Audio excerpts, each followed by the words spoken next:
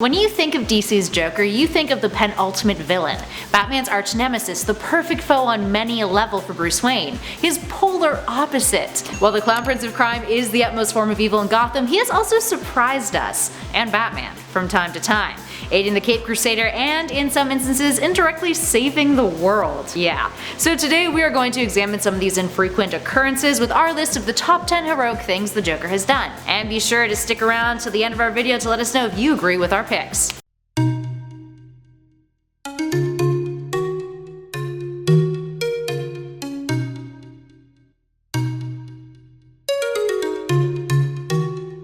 Starting us off in at number 10, he took down the Penguin. One of the earliest forms of the Joker dabbling in heroics came in 1982's The Brave and the Bold issue 191. The Joker and Batman end up teaming up to figure out who murdered the Penguin on a live TV news broadcast. The Joker is framed for the murder, but here's where the story takes an interesting turn. Batman receives a note from the Joker summoning him to a junkyard to meet up, where the Clown Prince of Crime tells the Caped Crusader that he isn't responsible for the murder after all, and that he's been set up. The two team up, shenanigans ensue, and it's eventually revealed that this was all the Penguin's doing. He faked his own death in order to orchestrate the kidnapping of a high-ranking Catholic official. When they get Penguin, naturally the Joker tries to kill him, to which Batman has to knock him out of the way and then announce that their partnership ends there. Up next, number 9, Batman's identity. Some heroic acts are smaller than others but can have just as big of an impact. Case in point, the Joker not revealing Batman's civilian identity. In Detective Comics 475, the Joker refuses to reveal Batman's identity and even stops Rupert Thorne from revealing that he is Bruce Wayne. Now Thorne, a crime boss foe of Batman's, wants to use his knowledge of Batman's civilian identity to persecute Bruce for his vigilantism as a means of revenge. But the Joker's like, nah biche, that ain't happening. He threatens to kill Thorne if he reveals the truth, a risk that Thorne is not willing to take. Quite frankly, if the Joker threatened me with,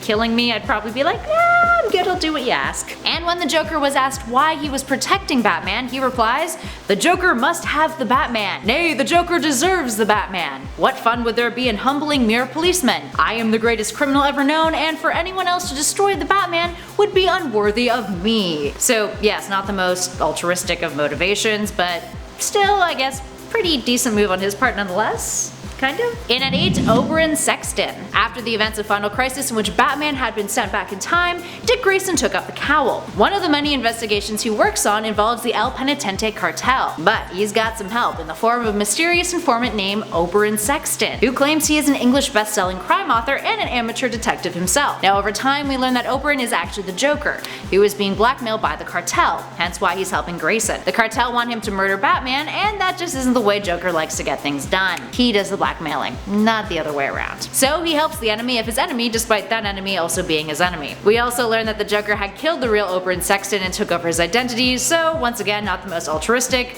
more so an act of self-preservation. But hey, baby steps, am I right? And at 7, he paid for Harley's tuition. Okay, so maybe we're a little biased with this one. School is expensive AF. And we're talking Canadian prices here, people, because we're based in Toronto, friends. American tuition, that is an insane amount of money in comparison. So having someone anonymously pay off all of your school fees, yeah, that's heroic. This act of the Joker's is something that genuinely feels like a good deed. It happened in Batman Confidential, a series that focuses on the formative years of Batman's superhero career and features a lot of retellings of the first encounters with iconic characters. The deed takes place after the Joker meets Harley in a bar rather than their traditional origin story. The series itself kind of contradicts a lot of key events that are considered canon, FYI. Harley had gone out of her way to be kind to him, so he went out of his way to do the same. Aww. And at 6, Countdown. In 2007, the Countdown series was published, also known as Countdown to Final Crisis. In it, we were introduced to the Joker of Earth 3, a hero who goes by the name of Jokester and fights against his reality's Batman, who is a villain known as Owlman. Jokester's origin story is different than the main continuity's Joker. He was bullied as a kid, but uses that to build himself into a vigilante who fights back against criminal bullies, which include Owlman. Owlman is even the one responsible for slicing his mouth open, giving him that permanent smile. Yikes. Overall, he is a good guy, but also alternate reality, so... And at number 5, Batman R.I.P. Batman R.I.P. was a 2008 story arc that featured a criminal group called the Black Glove, who wanted to kill Batman, of course, and also destroy everything that he loved and valued. How vindictive. The Black Glove was pretty terrible overall. They would meet once a year and bet on a life and death struggle that involved a third party. They're essentially a group of wealthy and corrupt individuals that include dictators and politicians. They even once tried to summon the demonic bat god Barbatos and blame the ritual on Bruce's dead parents. Harsh. Anywho, they made a dire mistake. They invited the Joker to team up with them, and the Joker, in true unpredictable fashion, after a dinner party where he felt he was disrespected by them, decides, meh, screw these guys, I want to take down bats myself, so I'm gonna sabotage your attempts. He allows for Batman to override the security locks in Arkham Asylum to trap the members of the organization inside the famous facility. The whole thing actually kind of reads that he wanted to play the Black Glove the entire time. He even uses the excuse that he can't go out and fight Batman personally because his nails are still drying. Gotta take care of those nails. That's something I do not do. So while this one is heroic in the sense that he managed to keep Bruce safe, which is kind of his running motif in many of these heroic acts to be honest, it still seems a tad manipulative and self-centered. But really, that's kind of the best we can hope for when it comes to Joker being a hero. And at number 4, Batman Europa. In 2015, DC published Batman Europa, a miniseries that was initially announced back in 2004, penciled by Jim Lee. Set in Berlin, Batman discovers that he is dying from something called the Colossus virus, with only a week to live. He also learns that he is not the only person infected with the virus. The Joker, who has also made his way to Germany, is infected too, and the duo end up working together, going on a bit of a road trip around Europe to find out who wants to off them. Riffing off of the pair's unhealthy dependence on one another, a concept that is made quite literal in this story, the Joker ends up helping Bruce find a cure, and the two even learn more about one another as their symptoms worsen. Spoiler alert though, they do end up finding a cure and the status quo of them being mortal enemies is restored. But imagine if they just decided to be best buds and go around Europe and be all cute together. One can dream. Batman and Captain America. Perhaps one of the most satisfying heroic moves by the Joker was the time that he screwed with Red Skull in a DC Marvel crossover, Batman and Captain America. Set during World War II in an alternate reality, the Cape Crusader and America's Ass team up to take on the Joker and Red Skull, who have also teamed up. But eventually, the Joker has had enough with Red Skull. He is no Nazi, and he realizes that he has been assisting Nazi efforts. As he so eloquently puts it, I may be a criminal lunatic, but I'm an American criminal lunatic. Red Skull captures him in return, but the Joker escapes and even prevents the swastika-wearing villain's attempts to drop a nuke on Washington, D.C. It also appears that he sacrifices himself in the process, seemingly dying during this deed. He may be a notorious villain, but he definitely isn't a Nazi.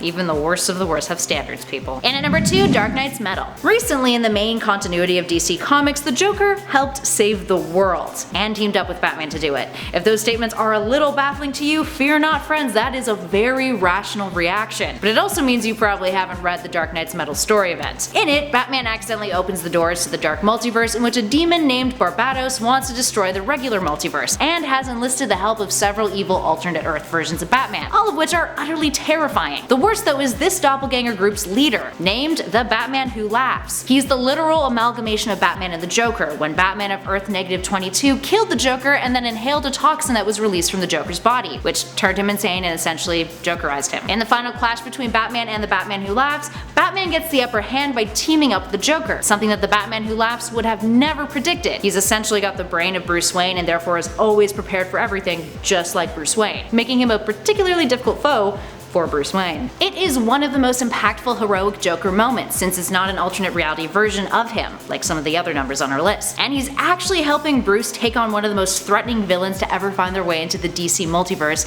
this century. To be fair, we're still pretty early in the century, but he is still really terrifying. Have you seen him? Have you seen his Robins? Yeah, scary shit. And finally, in at number 1, Batman White Knight. Released in 2017, Batman White Knight is arguably the most heroic the Joker has ever been. It's essentially a role reversal. Batman becomes the bad guy and Joker the hero. In White Knight, the Joker has been fully reformed thanks to new experimental medicine, and he goes by the name of Jack Napier now. He's also risen in the ranks of politics, becoming a notable figure who often targets Gotham's corrupt 1%. Batman, on the other hand, is still a vigilante in this story, but Jack believes that he has taken his crusade a little too far, and begins to blame him for Gotham's worsening state. All in all, this is a version of the Joker who actually really cares about the people of Gotham, and is genuine in his efforts to better their lives. Whoa, a little weird, right? He even says, I love Gotham, and it's time I paid her back for the debt owed by the Joker. The city deserves better than the Joker and better than the Dark Knight, so I'm going to be her White Knight. Oh boy. Alright, there we have it, friends. What other moments in the Joker's history do you think are really heroic? Give us a shout in those comments below, and let us know if you agree with our picks. If you guys dug this video, you know what to do. Spread that love, hit that like button, and be sure to subscribe to Top 10 Nerd if you haven't already. We'd love it if you stuck around with us some more. In the meantime though, thanks for watching, friends. I'll catch you all in the next video.